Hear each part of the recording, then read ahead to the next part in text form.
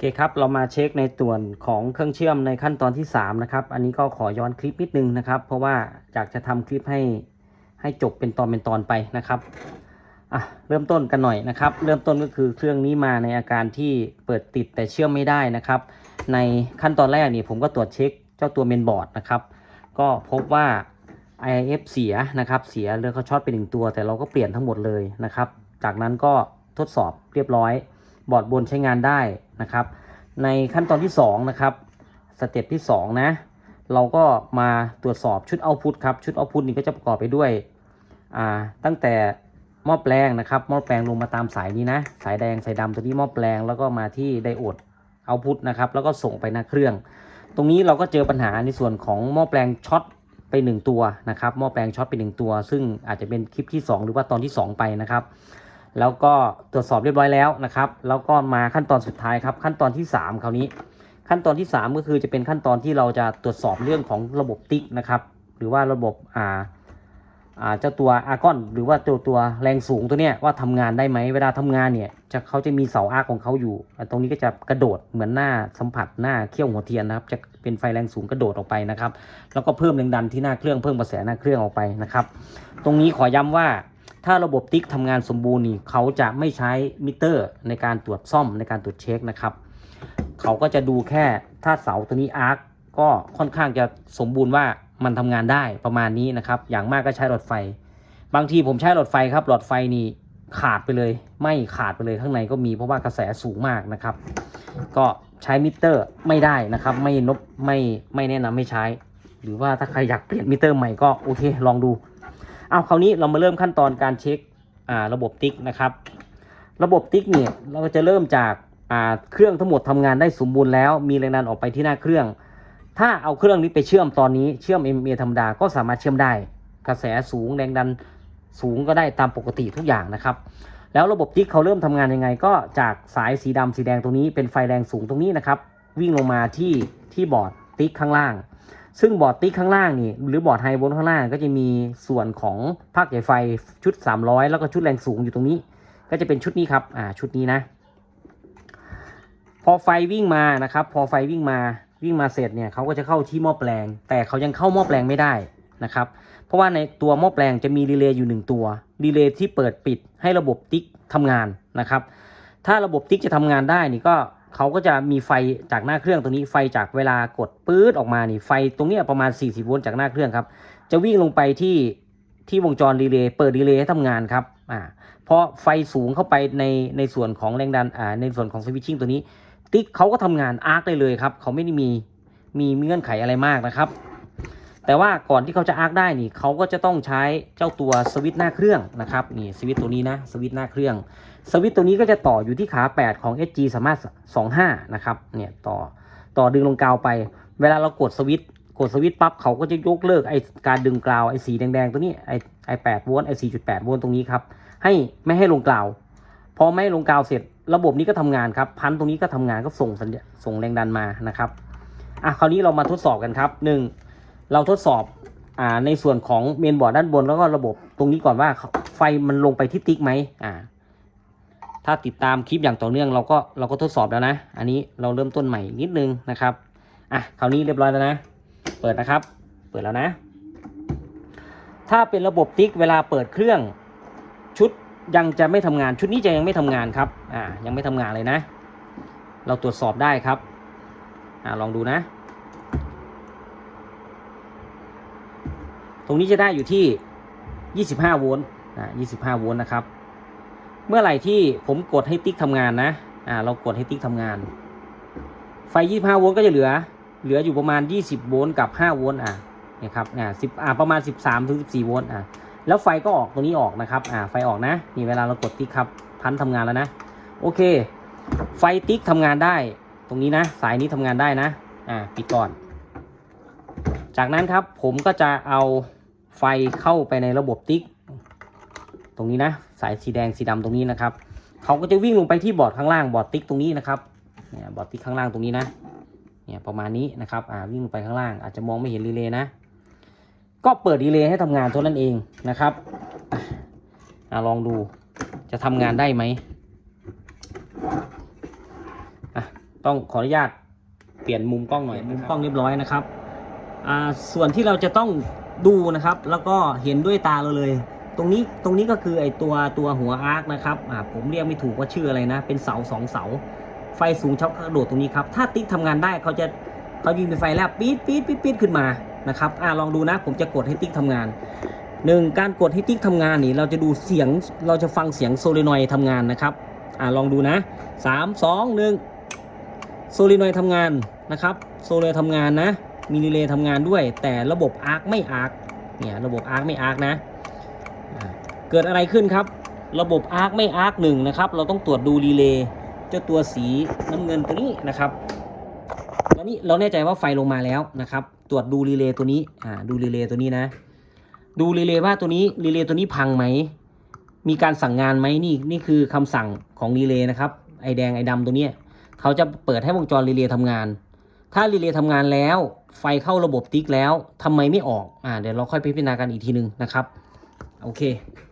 ดึงครับต้องดึงฐานออกมาครับคราวนี้โอเคครับเรามาพิจารณาในส่วนของ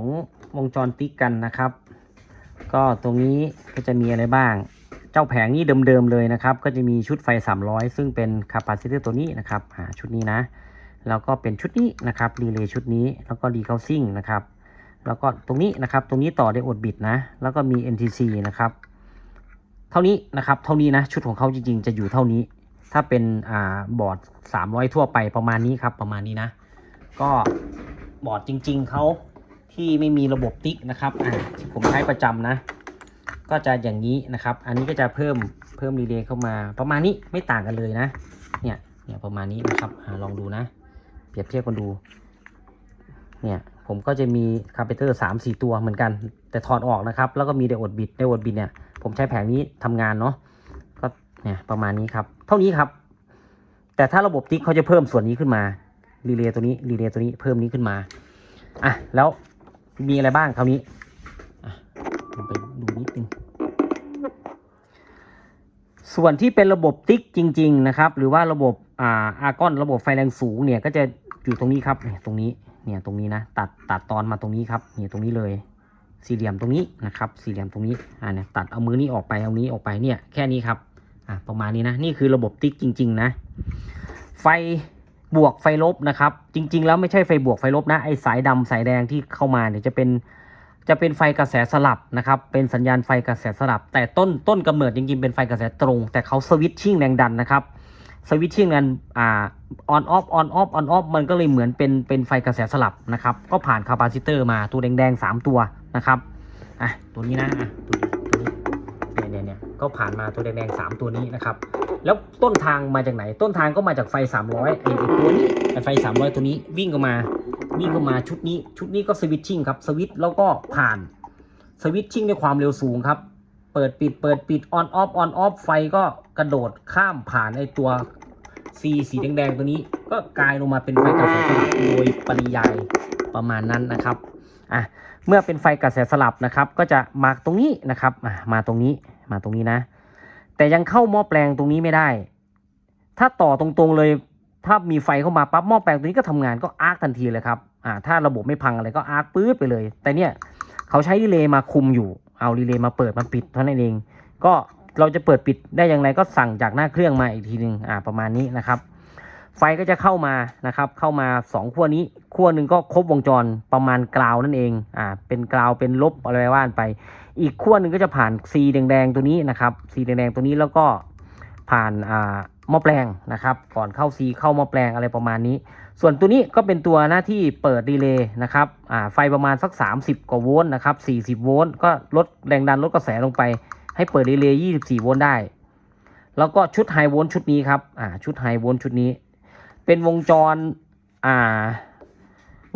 ทวีคูณแรงดันเป็นไดโอดทวีคูณแรงดันนะครับแล้วก็มีคาปาซิเตอร์แรงดันสูงนะครับพวกนี้แล้วก็มีเสาอาร์คตรงนี้แล้วก็มีขดลวดเหนี่ยวนำนะครับมีคอยนั่นแหละขดลวดเหนี่ยวนำให้เกิดแรงดันสูงกระแสสูงขึ้นไปนะครับโอเคเราก็จะทดสอบรีเลย์ครับก็เอาไฟบวกไฟลบจ่ายเข้าไปเลยนะครับเนี่ยไฟบวกไฟลบจ่ายเข้าไปนะจ่ายเข้าไปด้านนี้นะครับเดี๋ยวเขาจ่ายนะเนี่ยด้านนี้ก็คือตรงนี้กับตรงนี้นะไฟบวกไฟลบนะครับแล้ว คอยเขาอยู่ตรงไหนคราวนี้คอยเขาอยู่ตรงนี้ครับคอยเขาอยู่ตรงนี้คอยเขาอยู่ตรงนี้นะมีร่องรอยการซ่อมการทำมาหน่อยแล้วนะครับลองดูครับคราวนี้เราก็จะทดสอบครับว่ารีเลย์ทำงานได้ไหมเราก็จะปล่อยไฟลงมาประมาณสัก30โวลต์เพราะหน้าเครื่องอยู่ประมาณที่30-40โวลต์ขึ้นไปนะครับก็เช็คโอห์มปี๊ดนะตัวนี้กับตัวนี้ครับยังไม่ปี๊ดนะยังไม่ปี๊ดนะเปิดไฟครับเปิดแล้วนะไฟเข้าคู่นี้นะไม่เห็นมันปี๊ดเลยหรือเสียอาจจะเสียนะคราวนี้เสียก็ดีครับทำงานได้อยู่ผมดีใจหมดว่ารีเลย์เสียเนี่ยครับดูที่มิเตอร์นะอันนี้คือหน้าสัมผัสเวลาไฟจากหน้าเครื่องมานะครับสั่งเปิดรีเลย์นะ3 2 1เนี่ยครับ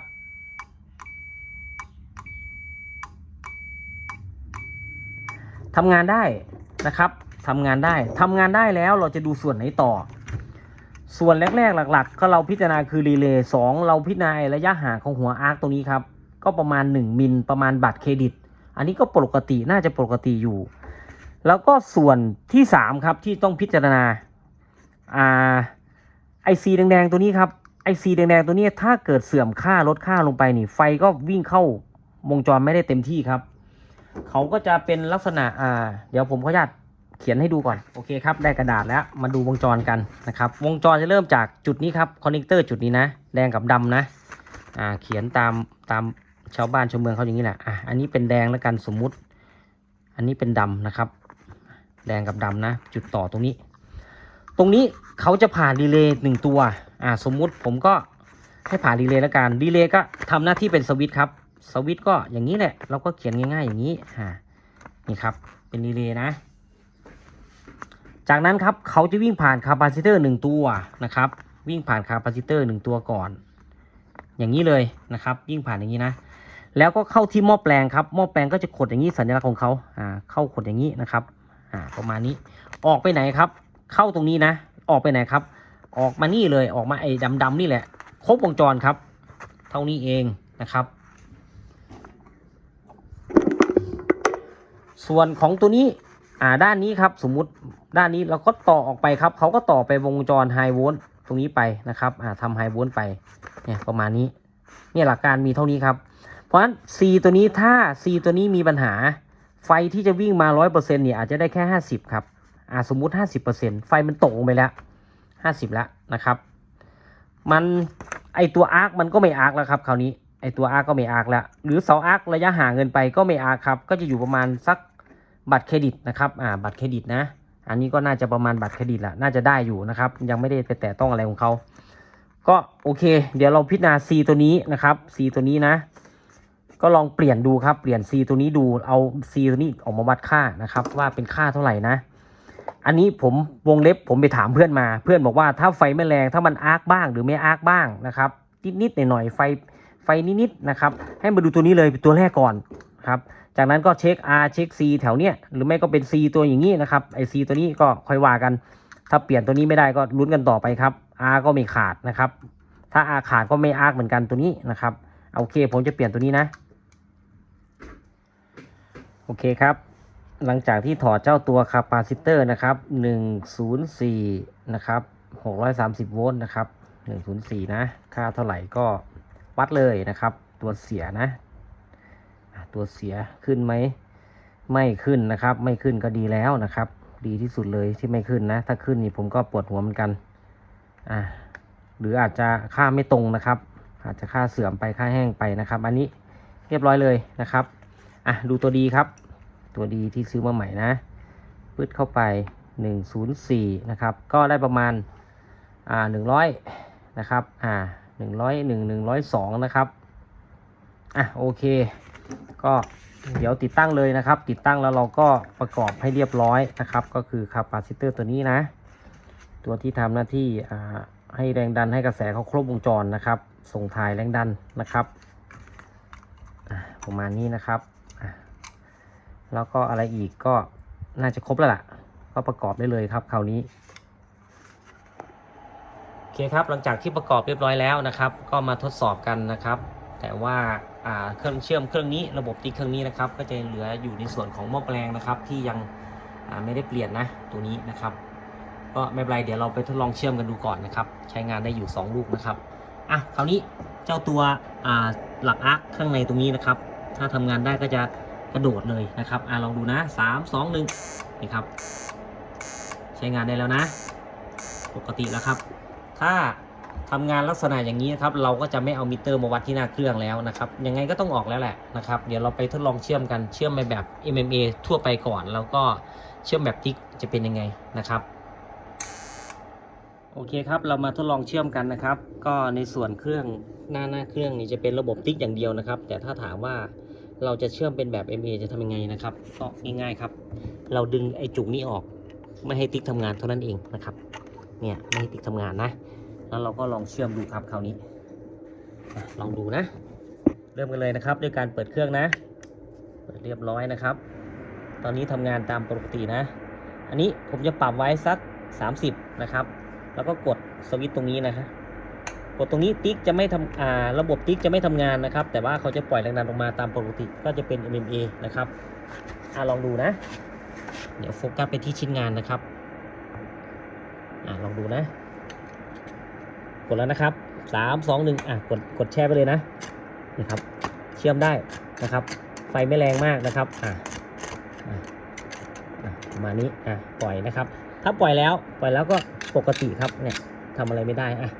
เอาสัก130 แอมป์กดแช่เลยครับคราวนี้เอาเลยนะ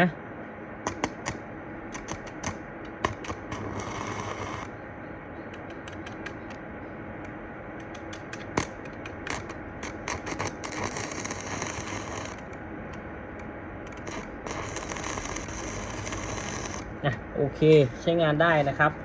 อันนี้เป็น MMA ทั่วไปนะครับถ้าเราจะใช้แบบติ๊กปิดก่อนคราวนี้แบบติ๊กนะครับแบบติ๊กก็ต้องมีสายเชื่อมติ๊กนั่นแหละนะครับแต่ว่าผมก็จะเชื่อม MMA ธรรมดานี่แหละแต่ว่าใช้ติ๊กนะลองดูนะไปที่เครื่องนู้นเลยนะครับลองดูครับเปิดเลยเปิดเสร็จก็เอามาจิ้มไว้ตรงนี้เลยมันก็จะกลายเป็นติ๊กนะครับประมาณนี้นะ3 2 1เนี่ยครับลักษณะนี้นะ3 2 1เนี่ยสังเกตดูไฟจะแรงมากนะครับ3 2 1นี่ครับ3 2 1เนี่ยอันนี้เชื่อมแบบติ๊กนะครับแบบติ๊กนะกดนะ3 2 1โอเคใช้งานได้ครับ